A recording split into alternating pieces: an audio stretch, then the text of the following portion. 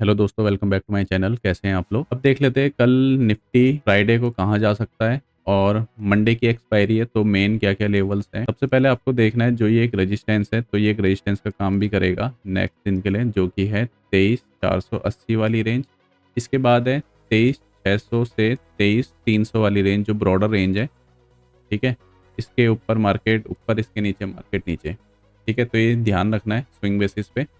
जब तक ये इस लेवल को प्रॉपर वीकली कैंडल के ऊपर क्लोजिंग नहीं देता है इस लेवल के ऊपर, तब तक जो ट्रेंड रहेगा वो हमें इंट्राडे बेसिस पे ही करना है। जैसे इंट्राडे बेसिस पे कैसे, जैसे कि यहाँ पे इंट्राडे बेसिस पे रहा, पर यहाँ से क्या रहेगा वो स्विंग बेसिस पे रहेगा 1000 पॉइंट के लिए। यहाँ से क्या रहेगा वो स्विंग बेसिस के लिए रहेगा 1000 पॉइंट के लिए। तो ऐसे डिसाइड करना होता है कब हमें इंट्राडे बेसिस पे ले जानी है, कब हमें स्विंग बेसिस पे ट्रेड करनी होती है। अब मैं यहाँ पे तो देखो लॉन्ग बनाऊंगा नहीं स्विंग बेसिस पे, तो मैं यहाँ बनाना पसंद करूंगा लॉन्ग। ठीक है, तो ये आपको चीज़ें ध्यान रखनी है, जैसे कि आपको 30% ट्रेड ऐसी लेनी है। ठीक है, 25% ट्रेड इंट्राडे में लेनी है। ठीक है, तो ऐसे ना आप थोड़ा डाइवर्सिफाई कर लोगे ना चीज़ों को, तो टारगेट निकलने में आसानी हो जाएगी। तो अब देखते हैं ये क्या है, 23,480।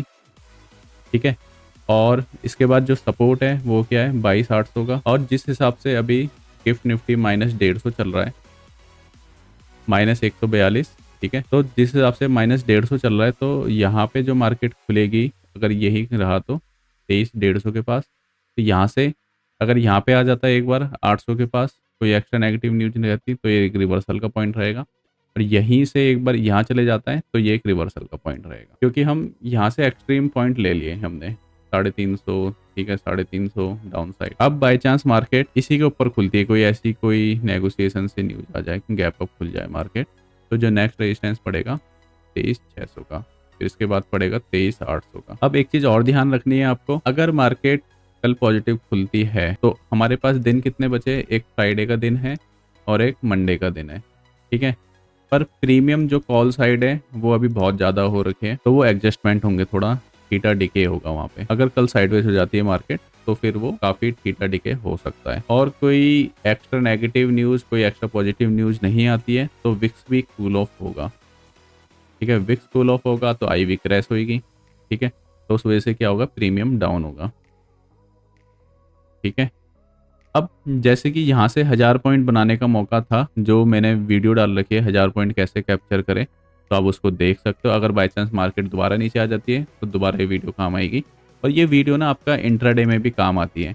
इंट्राडे में ट्रेडिंग करने के लिए कब काम आती है ये, जब हमें लगता है कि गामा ब्लास्ट हो सकता है। ठीक है, ये गामा ब्लास्ट के टाइम पे स्ट्रेटेजी काम आती है, या जैसे सेंसेक्स में 1000 पॉइंट का मोमेंटम हो इंट्राडे में तब काम आ जाएगी, या निफ्टी में 250 से 300 पॉइंट का मोमेंटम हो तब काम आएगी। पर जो अभी जो विक्स अभी ज्यादा है ना, तो इस वक्त ना ये स्ट्रेटेजी 1:4 वाली ज्यादा काम नहीं आएगी। ठीक है, क्यों, क्योंकि यहाँ पे विक्स ही कूल ऑफ नहीं होगा, तो जो हमें ये वाली पड़ेगी हमें ऑलरेडी महंगी पड़ेगी। पॉइंट्स बनेंगे नो डाउट, पर जितना उस रिस्क और रिवार्ड का बनेगा उतना नहीं बनेगा। अगर दोबारा बाई चांस मार्केट नीचे आ जाती है तो किसी को मंथली बेसिस पे या 3 मंथ बेसिस पे ट्रेड लेनी है, तो आप यहाँ से अगर इस लेवल पे दोबारा आती है मार्केट और फर्दर इसको नहीं तोड़ती, तो आप जून की जो लास्ट ऑफ ट्रेडिंग सेशन होगा जून का एक्सपायरी वाला, तो आप उसकी 1500 पॉइंट से लेके 2000 पॉइंट की ऊपर की कॉल बाय कर सकते हो। ठीक है, अगर बाई चांस मान लो 22,500 पे है मार्केट, तो आप यहाँ से बाय कर सकते हो 24,500 की कॉल। ठीक है, 3 मंथ के बाद की। और इसका कुछ ना कुछ प्रीमियम होगा, तो उस प्रीमियम को सेटलमेंट करना है आपको, तो आप उसी वक्त 25,500 की कॉल बेच दो। ठीक है, ये आप कर सकते हो, ये बाय कर सकते हो +1 -1।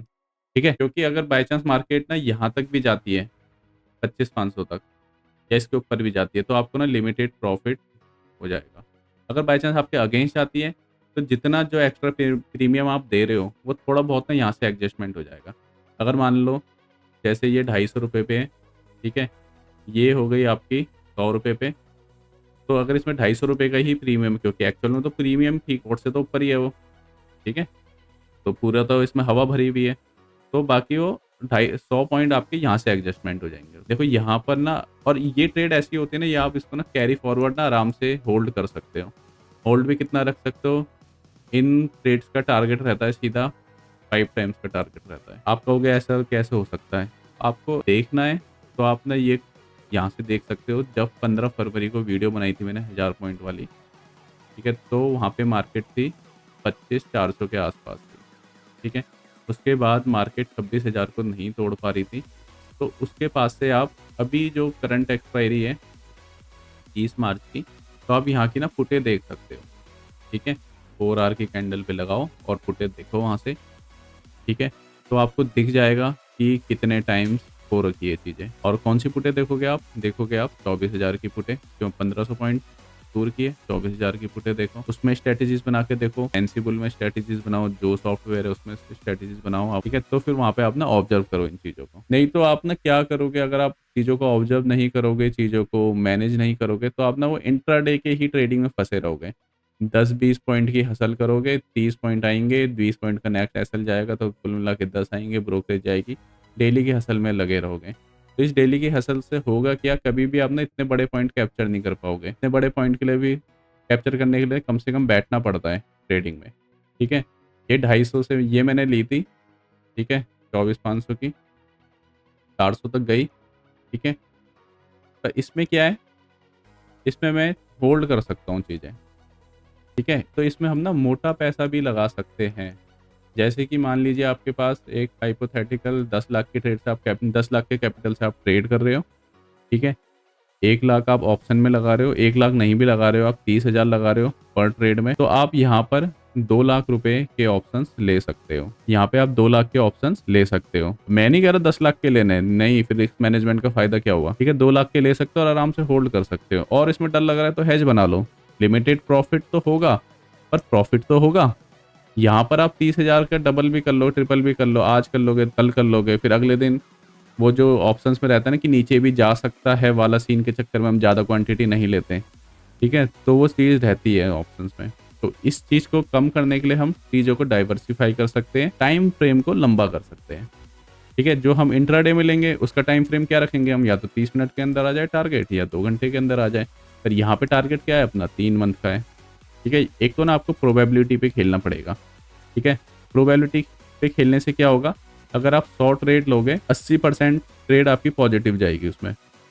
पर एक आप इंट्राडे बेसिस पे रोज की 3 ट्रेड लोगे तो वहाँ पे प्रोबेबिलिटी कम काम करेगी आपकी। अब आप ना कोई ट्रेड ले रहे हो उसमें 50 से 100 पॉइंट कैप्चर कर रहे हो, ठीक है, वो 80% है, और यहीं पर ही आप 20-30% कैप्चर कर रहे हो, तो आपका माइंडसेट ही 20-30 पॉइंट वाला रहेगा यहाँ से। तो ये चीज़ आपको करनी पड़ेगी।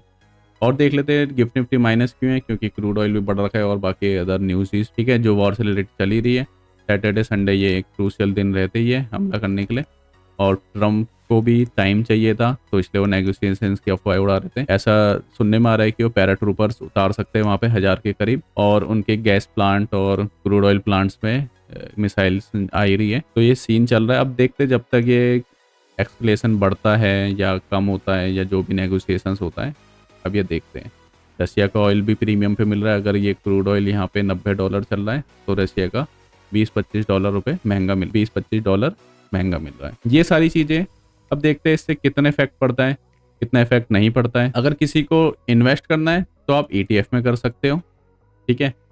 ETF में कैसे, अब मान लो आपके पास ना 10 लाख का है, ठीक है, ETF में कर दिया। एक हाइपोथेटिकल सिचुएशन लेते हैं, ETF 10% बढ़ गया तो आपके तो 1 लाख तो बन गए ना यहाँ से श्योर से। अब इस 1 लाख को उड़ाओ जितना आपको ऑप्शन ट्रेडिंग में उड़ाना है, ऑप्शन बाइंग में, तो आप ऐसे कर सकते हो। नहीं तो मेरा तो सिंपल मानना है, अगर आपके पास 10 लाख का कैपिटल है, ठीक है, तो आप इसमें 5 लाख 5 लाख, ठीक है, एक लॉट करो फ्यूचर से, एक लॉट करो फ्यूचर से, बस। मतलब अगर आपके पास 10 लाख का कैपिटल है तो आप 2 लॉट फ्यूचर से कर सकते हो। और अगर आपके पास 10 लाख का कैपिटल है तो आप 5 लॉट कॉल ऑप्शन या पुट ऑप्शन बाइंग करके कर सकते हो। इससे ज़्यादा यूज मत करो, ठीक है। कैपिटल लंबा चलेगा और एक टेंशन नहीं रहेगी आपको, ठीक है। या बल्कि सेलिंग कर लो इसे, तो सेलिंग में तो और बढ़िया है एक लॉट से। पर सेलिंग आपको 10-20 रुपये वाली नहीं करनी, फिर आपको इन द मनी की सेलिंग करनी है। इन द मनी की थोड़ी हार्ड रहती है, ठीक है।